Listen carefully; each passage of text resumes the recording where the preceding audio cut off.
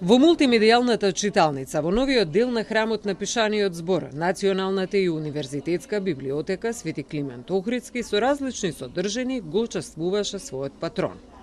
Во овој дом на книгата секој ден ја чувствуваме неговата присутност, во тишината на читалниците, во пожртвуваната работа на библиотекарите, во научните трудови на истражувачите, во љубопитните очи на младите што ги прават првите чекори во светот на знаењето, забележа Никчевски.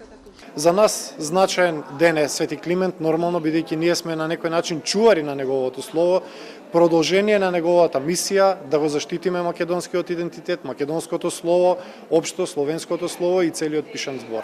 Климентовото творештво е неодменлива основа за развојот на старословенскиот јазик.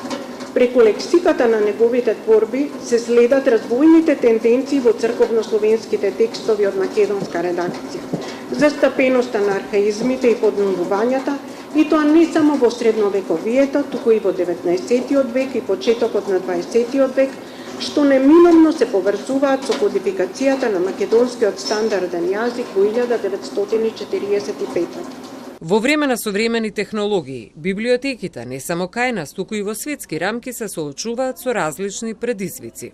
Ние мора да ги пратиме трендовите, меѓутоа мора да напоменам и дека самата дигитализација за нас е битна како национална библиотека, бидејќи дигитализацијата представува и заштита. Ние со тоа што дигитализираме, не го правиме материјалот само јавно достапен, него на некој начин и го заштитуваме од понатамошно користење. Оригиналните форми ги оставаме во нашите депоа, ретко се користат со цел да бидат заштитени за некои идни генерации после векови.